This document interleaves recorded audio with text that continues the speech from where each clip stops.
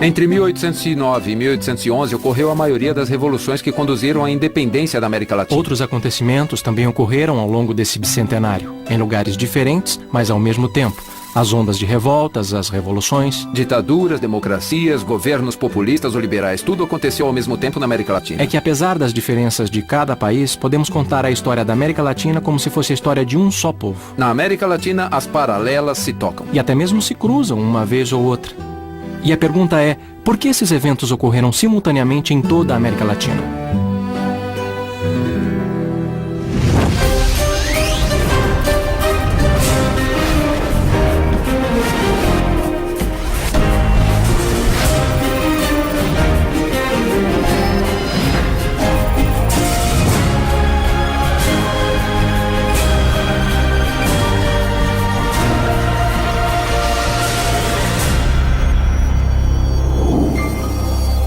Unidos pela história, as paralelas se cruzam. Há 200 anos, os países latino-americanos começaram a sonhar com a independência. Até então, não eram nem considerados países, eram colônias da Espanha e obedeciam a um rei que vivia longe, do outro lado do oceano.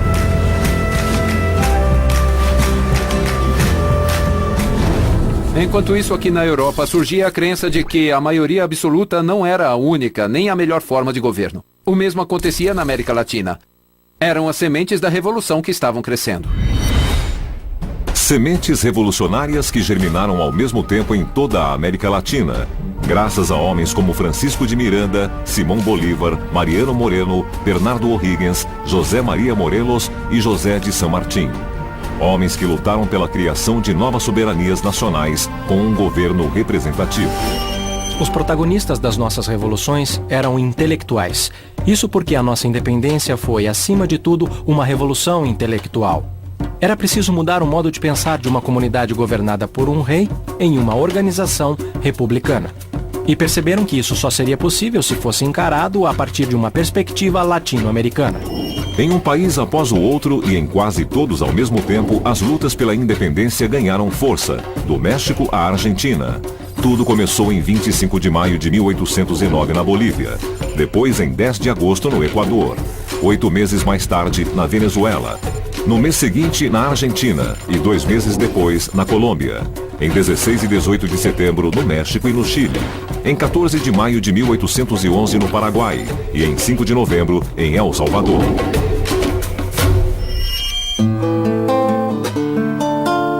Com certeza, a eclosão da Revolução foi o que Karl Jaspers chamou de um momento central da história. É verdade que houve uma espécie de vento comum de identidade entre os países.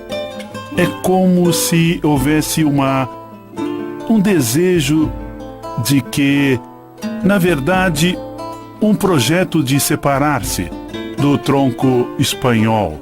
Mas seus galhos, no entanto, ainda mantiveram a seiva do idioma e da cultura. Alguns anos depois das revoluções de 1810, vários países realizaram o sonho da liberdade e declararam independência. Nasciam novos países e novos emblemas que os identificavam como nações. Na América Latina começaram a surgir as identidades nacionais.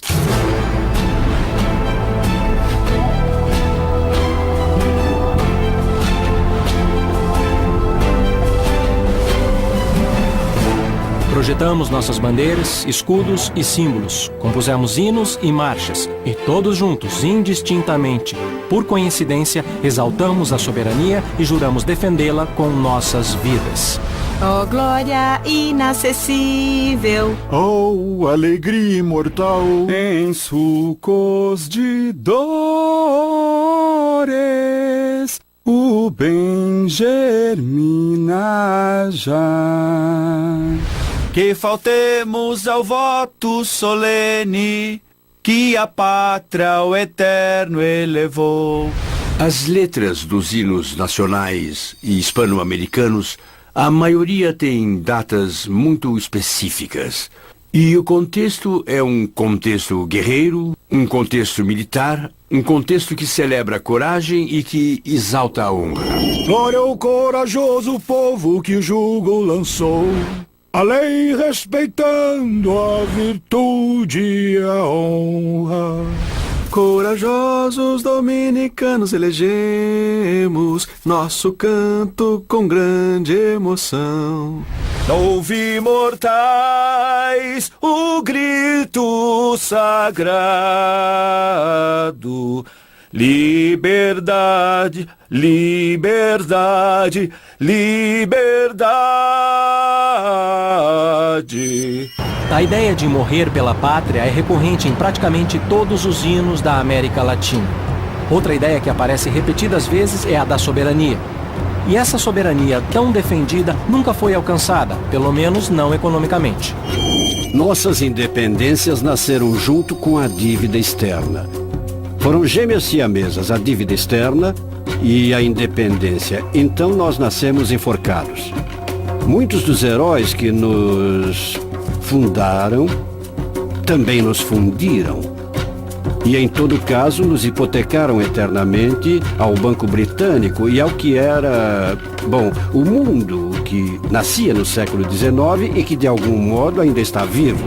A Grã-Bretanha reconheceu as independências e em troca estabeleceu duas coisas. Previu várias coisas, mas especialmente duas. Uma delas era que houvesse um tratado bilateral, não o livre comércio, mas o comércio bilateral. O comércio entre as repúblicas nascentes e a Grã-Bretanha.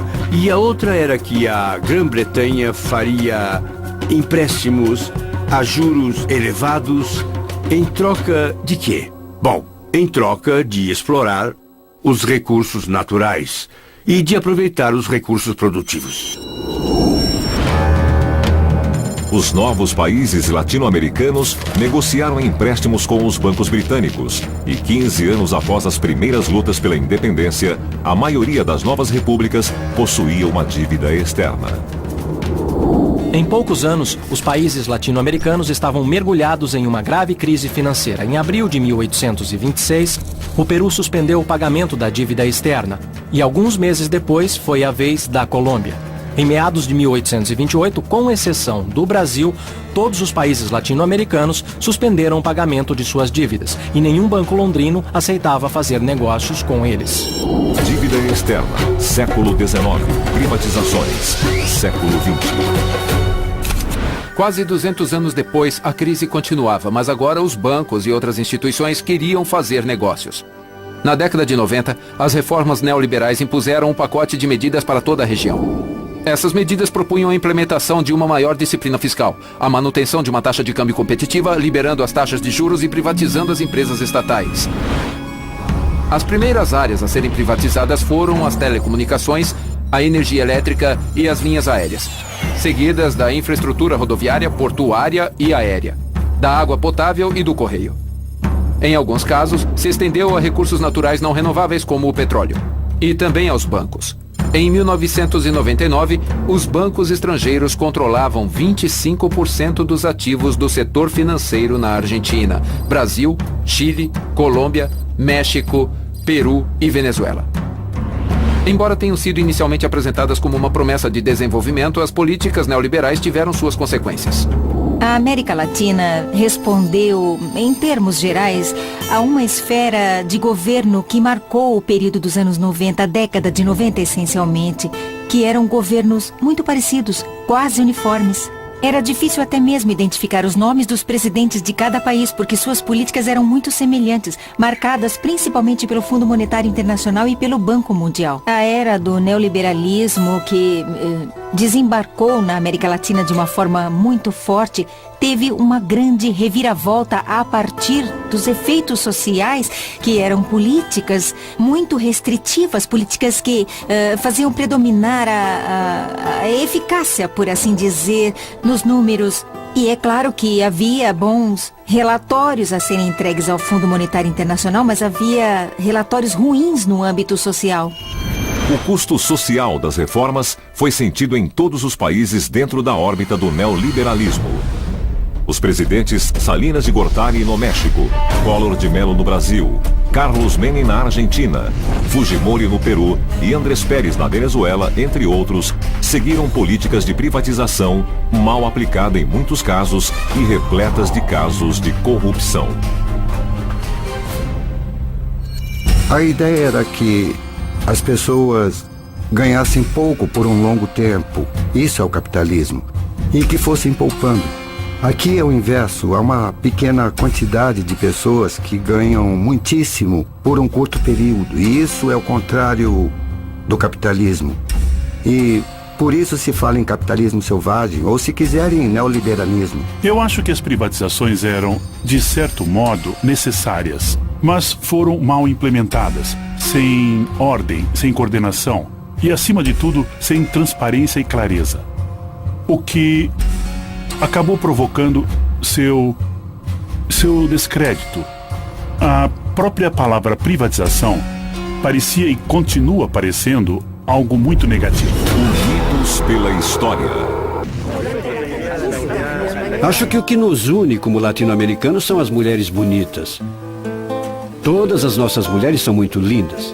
E o que nos une também é a experiência humana mais bruta. Nos países latino-americanos não é tão refinada. Nós somos países que compartilhamos de contradições e paradoxos muito fortes. Unidos pela história. O melhor de... Unidos pela história. Depois do triunfo da Revolução Cubana e do fracasso da intervenção americana na Baía dos Porcos, milhares de jovens de diferentes países latino-americanos, ao mesmo tempo, começaram a acreditar no sentido das armas. O surgimento de movimentos guerrilheiros na América Latina nos anos 60 está diretamente relacionado à presença simultânea de governos militares em quase todos os países da região. Esses governos aderiram à doutrina da segurança nacional, um plano dos Estados Unidos para acabar com a presença comunista no continente. Entre 1962 e 1963, houve 6 golpes militares na América Latina. Na Argentina e no Peru em 1962, Guatemala, Equador, República Dominicana e Honduras em 1963. Seguidos do golpe militar no Brasil de 1964 e novamente na Argentina em 1966 e no Peru em 1968. Até o final desse ano, os militares controlavam a Bolívia e o Equador.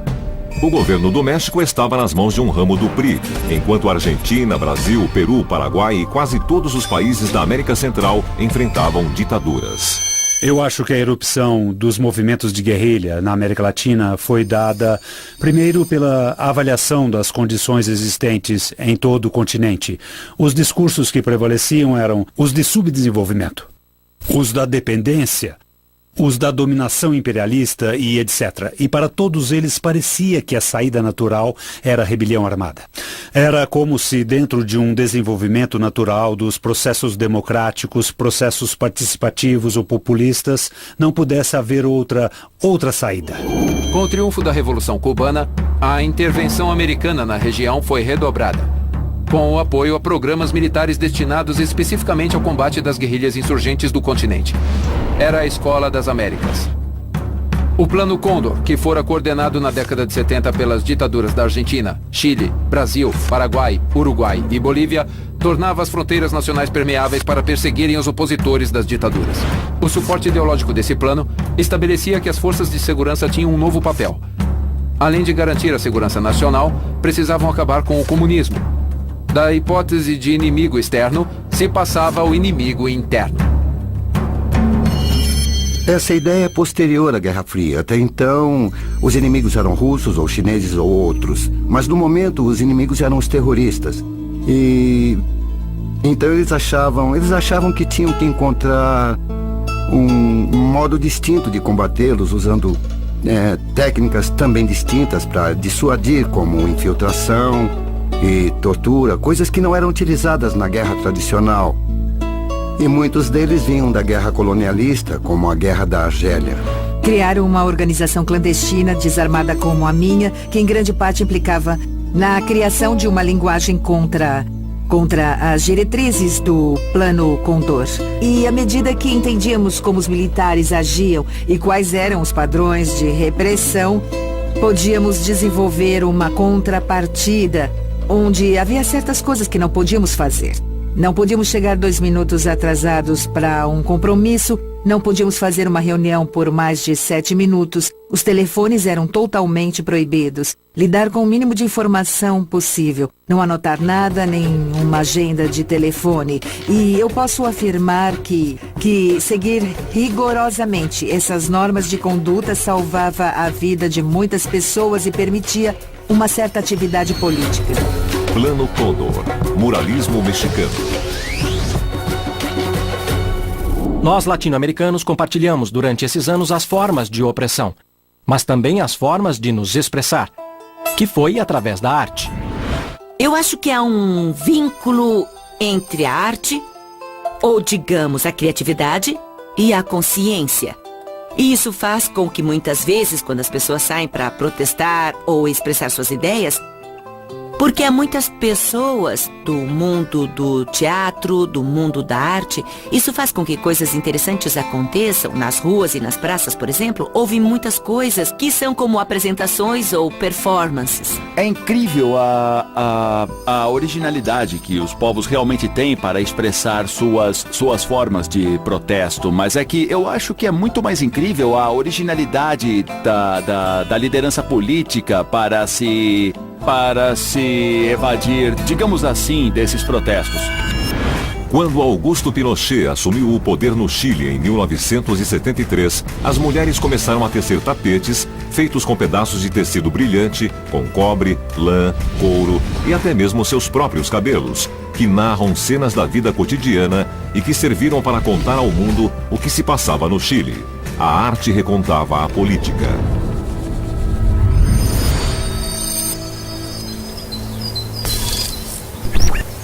Na América Latina, a arte e política sempre foram duas coisas indissociáveis.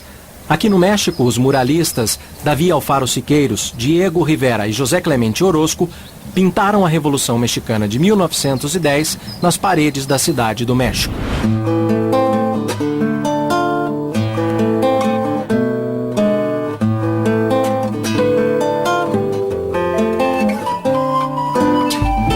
Naqueles anos, a paixão era muito grande. Fazia pouco tempo que tinha acontecido a Revolução Russa, em 1917, e nos anos 22, 21, e no México havia um grande educador e filósofo que foi José de Vasconcelos. E ele teve visão suficiente para convidar Rivera para pintar também. E eu acho que isso é o antecessor dos grafites de hoje em dia, não é?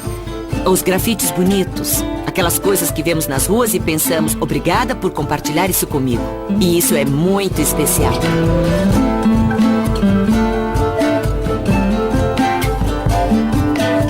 A filosofia do muralismo é democratizar a arte, levá-la ao povo e mostrar todos os princípios da Revolução Mexicana, fazê-los viver e explicá-los. Por isso vemos que pela primeira vez na pintura mural de todos os tempos aparecem o trabalhador e o proletariado como herói do mural. Heróis do mural. Os trabalhadores e proletariados se transformaram nos protagonistas e destinatários desta arte, como Quinquela Martín, na Argentina, e os muralistas mexicanos, que também eram membros proeminentes do Partido Comunista, viram sua arte como uma ferramenta para educar as massas. Comunismo. Populismo. Embora o comunismo surgisse na América Latina, a crise financeira e o crash de 29 mudaram o curso dos acontecimentos. Quando as consequências da crise financeira começaram a ser sentidas, o comunismo deixou de ter lugar. E surgiu um espaço vazio que os governos populistas não deixaram de aproveitar. Há um populismo de extrema-direita, como no caso de Hitler e Mussolini. E há o populismo dos países democráticos. ou seja, mais aberto ou mais liberal, para usar essa palavra tão em voga como no caso de Roosevelt, nos Estados Unidos. E há também movimentos democráticos que têm um toque de populismo, como de Betancourt, na Venezuela. Repare só, isso é uma coisa bem interessante, muito importante e que causa muita confusão, que é a linha extremamente fina, extremamente pequena, o fio da navalha entre a democracia e o populismo.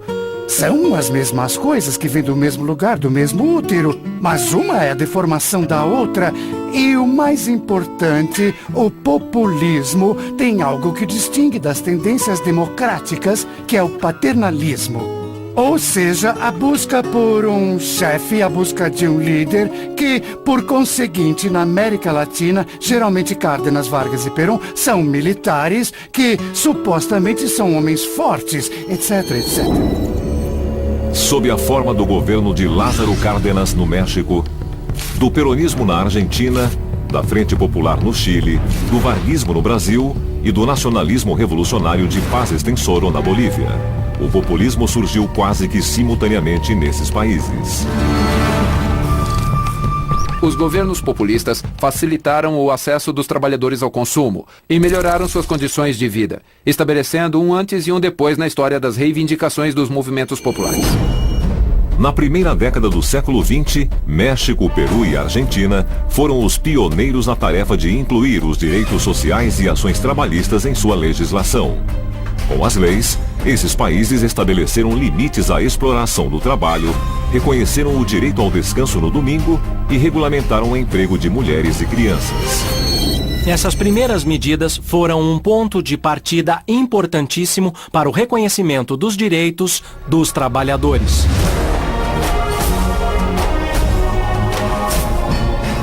Cidade do México. Machu Picchu, Peru.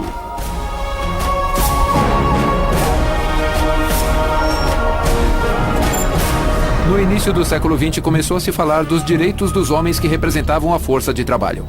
Essa força que, 400 anos atrás, durante o período da conquista espanhola, era representada pelos índios e negros. As condições de trabalho nas minas de Potosí eram absolutamente prejudiciais para a população indígena. Eles passavam dias inteiros nos túneis com pouca comida e poucos recursos. E as condições eram desastrosas porque se buscava a maior produção de prata no menor tempo possível. Não importava o benefício do povo, os direitos trabalhistas, ninguém se preocupava com isso. As principais remessas que chegavam em Castela, ou que eram enviadas a Castela, pois algumas ficavam pelo caminho, eram o produto do trabalho nas minas de Potosí. Especialmente quando se descobriu a mina de Huancavelica, que é uma mina de mercúrio, e se realizou então o casamento mais bem sucedido do mundo entre a prata de Potosí e o mercúrio de Huancavelica. Isso, junto ao trabalho indígena, implicava em muito dinheiro para os conquistadores espanhóis. Em Potosí, como em outras minas da América, as condições desumanas de trabalho dificultaram a sobrevivência das comunidades indígenas. A taxa de mortalidade crescente entre os índios impôs aos conquistadores a necessidade de substituir a mão de obra aborígene pelos escravos. Desde meados do século XVI até o final do século XIX, entre 9 e 12 milhões de africanos desembarcaram na América Latina. Estima-se que para cada africano que chegava vivo, 5 morriam de fome, desidratação, suicídios ou punições diversas. A praga da escravidão cobrava suas vítimas. A praga da escravidão era hereditária, provinha da conquista europeia, como também vinha da conquista europeia a ideia de que existem raças inferiores e raças superiores. O racismo, na realidade, se projetou em escala global junto com a Organização do Mercado Mundial, que precisava de braços para as plantações nos países tropicais. E no norte também, nas plantações de algodão, trabalho escravo, mão de obra gratuita para as plantações. E isso requeria álibis ideológicos e religiosos. Para ser tratado como uma coisa, eu tenho que ter certeza que o outro é uma coisa. Se o outro me provar que não é uma coisa, mas uma pessoa, ele vai ter direitos e vai exigi-los. Desde a descoberta até o ano de 1542, os índios eram considerados pela Igreja não como pessoas, mas como alguém que não tinha alma e, portanto, suscetíveis à escravização e também não suscetíveis à evangelização. Em 400 anos, o comércio de escravos provocou na África uma sangria de mais de 40 milhões de pessoas. E na Europa, sua extraordinária expansão econômica e industrial. Para os europeus, a conquista foi um negócio sem contradições. Unidos pela história. Nós, os latinos, nós temos um saborzinho muito especial. E esse tempero tão especial falta em várias partes do mundo. Então, essa mistura de sabor, de fogo, é um fogo que nós, os latinos, temos. Somos muito quentes, somos bem diferentes. Unidos pela história.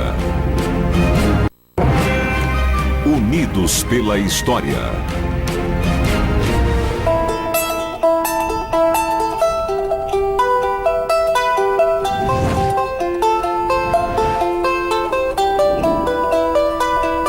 Os conquistadores dominaram os índios pelas armas. Mas para concluir a conquista militar, eles precisavam pacificá-los, convertê-los à religião católica e depois conquistá-los espiritualmente, para eliminar suas antigas crenças. Primeiro chegaram, e sem que os monges falassem náhuatl e sem que os índios falassem o espanhol, houve batismos, um pouco à direita e à esquerda, convertendo-se assim os primeiros índios em Tlaxcala e no México. Mas logo perceberam que era apenas água em suas cabeças e que não passava disso.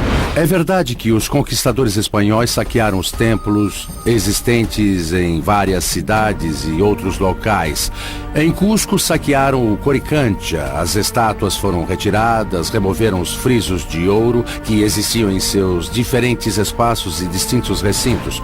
O famoso templo Inca de Coricancha hoje é a igreja de Santo Domingo e até agora pode ser visto no próprio lugar como se construiu uma igreja sobre um templo pré-hispânico como sinal de apropriação do passado e para identificar que havia um novo futuro, uma nova história local. Várias ordens monásticas se dedicaram a banir a idolatria local. Os índios precisaram derrubar seus templos para que fossem erguidas igrejas em seus lugares. No entanto, havia uma forma sutil de resistência. Os missionários impuseram sua religião e seu Deus, mas os índios a adaptaram. Evangelização. Virgem de Guadalupe. A Virgem de Guadalupe representa em todo o seu esplendor o sincretismo religioso.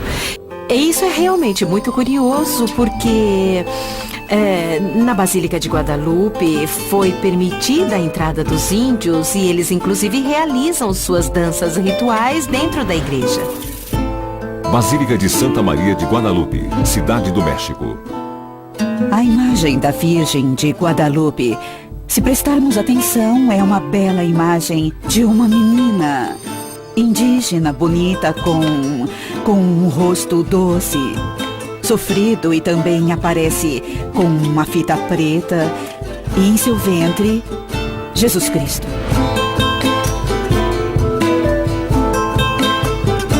O mexicano ama a Virgem de Guadalupe. Ele reza com uma devoção extraordinária. A verdade é que a história é linda. Virgem de Guadalupe. Evangelização pacífica. Muitos religiosos chegaram a uma forma pedagógica para se fazer entender, em função dos exemplos, dos mitos e deuses que as comunidades indígenas tinham naquele momento. E nesse sincretismo, viram uma forma muito mais eficaz para alcançar a fé que tentavam impingir do que o sistema de repressão e castigo. Com música e peças de teatro, os dominicanos evangelizaram os índios, de Chiapas a São Salvador.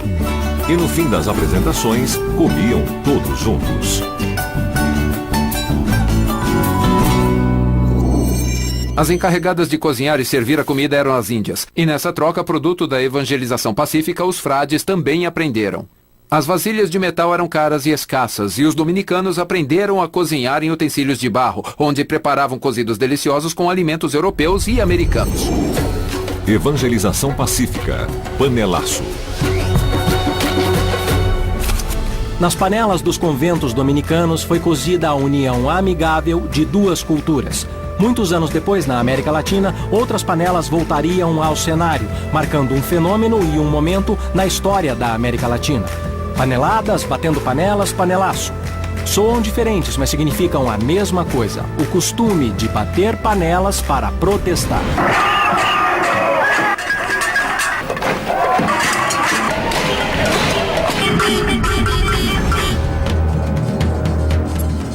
As panelas soaram pela primeira vez no Chile contra a visita de Fidel Castro e mais uma vez contra o golpe de Augusto Pinochet. Soaram no Uruguai quando o povo exigiu o retorno da democracia e quando toda a América Latina reclamou das reformas neoliberais e suas consequências. Na Argentina, quando a classe média exigiu a devolução de seus depósitos confiscados. Soaram na Bolívia e um presidente precisou entregar o cargo. A favor e contra Chávez na Venezuela, com as donas de casa no Paraguai, que protestavam contra o governo e os políticos corruptos. E também no Equador, quando o presidente Lúcio Gutiérrez foi deposto pela força dos panelaços. Os panelaços na América Latina acabam sendo menosprezados pelos historiadores e cientistas políticos porque é a classe média que se pronuncia.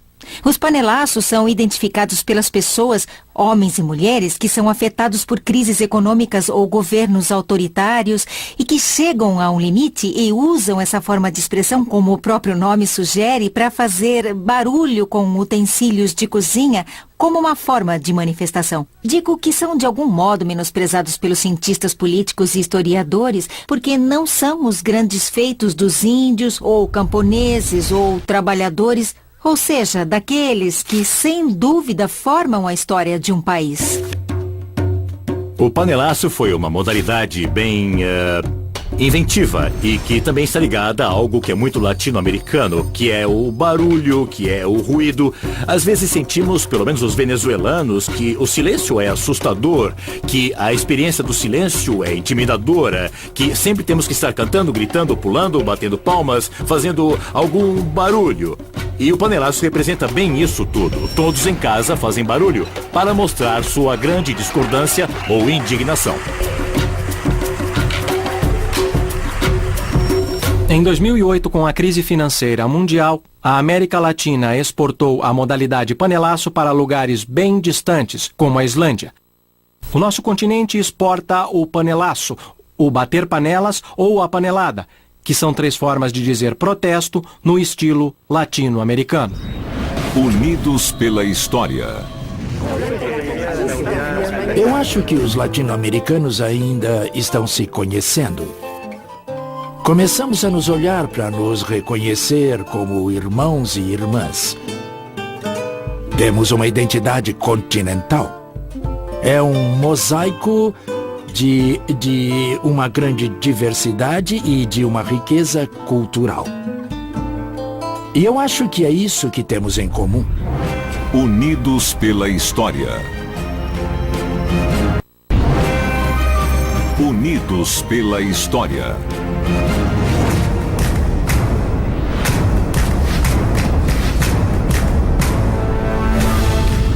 O impacto da descoberta da América na Europa foi impressionante. A economia, a cultura, a geografia, as ciências naturais e, acima de tudo, a visão de mundo se transformaram. A ideia de 3 continentes ligados à Trindade Católica foi abalada, com o surgimento de um 4º continente, cujos povos também eram acusados de idólatras. Há uma parte que me faz dar muita risada, podemos dizer.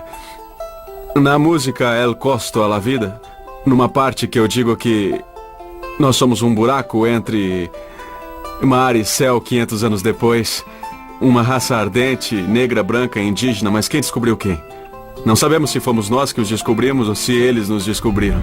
Bem, ainda nos falta compreender a imagem que no mundo indígena foi formada daqueles espanhóis que chegaram, como diziam as crônicas em seus livros, em casas flutuantes, com cães enormes, que eram os cavalos.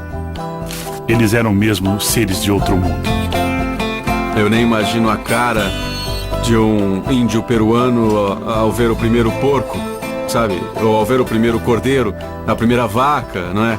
E tudo aquilo que serviu para construir esse maravilhoso universo de coisas que nós construímos. Eu nem imagino a cara de um espanhol quando deu uma mordida em uma batata crua, não é? Sem entender como se podia comer aquilo naquela época, sabe? Todos andavam nus, como suas mães os pariram. E as mulheres também, embora não tenha visto mais do que uma menina doente.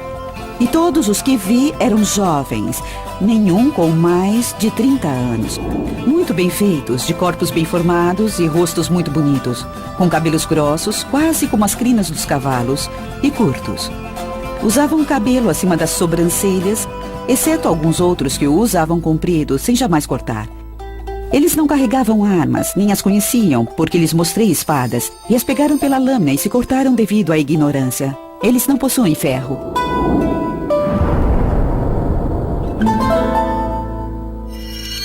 Três décadas depois, as crônicas de Cortés insistem no caráter amigável dos nativos. Ele escreveu: "Nunca tinham visto pessoas como nós." A princípio, a chegada dos espanhóis foi um milagre para os índios, a concretização das profecias. Quando Montezuma os recebeu, disse: "Bem-vindos, senhores, podem tomar posse do seu reino." Porque os índios, eles estavam convencidos que existiam ciclos no cosmos, de que havia ciclos que eram verdadeiros e que, então, a cada 52 anos acontecia determinada coisa e a cada tantos dias acontecia aquilo, que havia toda uma ordem cosmogônica que representava muitas coisas para eles. Então estavam convencidos de que seu tempo acabara e que o senhor Quetzalcoatl chegava e que tinha de entregar o reino. No princípio foi uma maravilha. Depois, a dominação e a rebelião. Da rebelião, a revolução. E as lutas pela independência. Encontros, desencontros. Fomos inimigos, fomos aliados e firmamos a paz. As guerras entre os países sul-americanos não foram muitas, mas deixaram marcas profundas que agora começam a cicatrizar, graças ao predomínio de acordos como a Unasul, o Mercosul e outros. O confronto entre Peru, Bolívia e Chile na chamada Guerra do Pacífico, entre 1879 e 1884, foi um dos mais violentos e lembrados. O Chile foi o vencedor e, como consequência, a Bolívia perdeu todos os acessos ao Oceano Pacífico. Por sua vez, essa foi a causa da guerra entre Bolívia e Paraguai, conhecida como a Guerra do Chaco, onde morreram cerca de 100 mil soldados. A guerra mais brutal que houve entre países irmãos. Também no Paraguai houve a Guerra da Tríplice Aliança, assim chamada pelo acordo entre Argentina, Uruguai e Brasil para enfrentar o Paraguai de Solano Lopes. A guerra custou aos paraguaios a morte de quase todos os seus homens. Houve outras guerras, como o conflito entre Peru e Equador em 1941 e os choques sucessivos das décadas seguintes, assim como o confronto entre Argentina e Grã-Bretanha pelas Ilhas Malvinas, a única que envolvia um país de outro continente. 200 anos após nossa independência, os projetos de integração latino-americana procuram evitar conflitos entre países e atingir um maior desenvolvimento na região.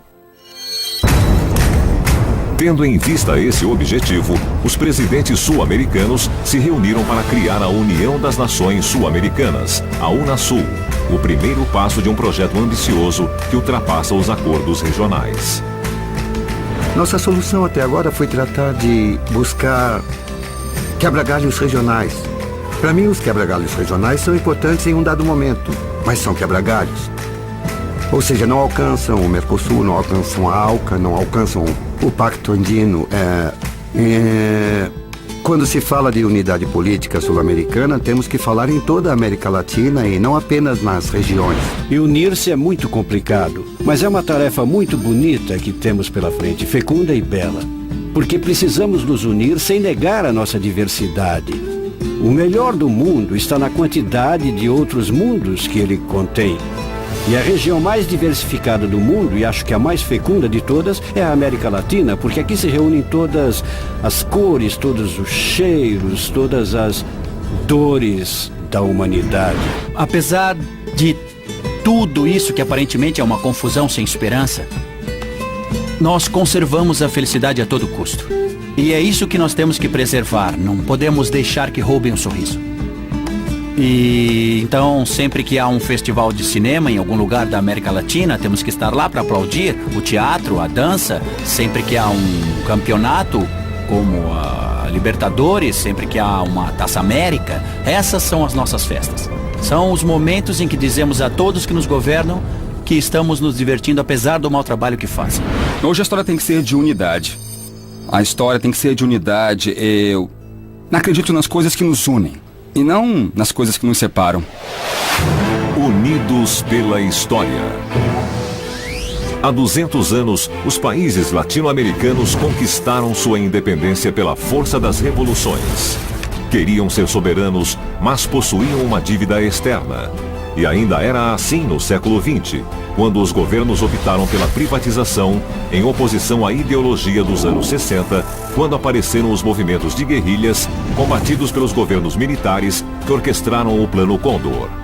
E a arte foi uma forma de resistência, como aconteceu com os muralistas mexicanos, todos membros do Partido Comunista, que perdeu influência e deu lugar aos governos populistas, que reivindicaram os direitos dos trabalhadores que foram negados em 500 anos de mão de obra negra e indígena.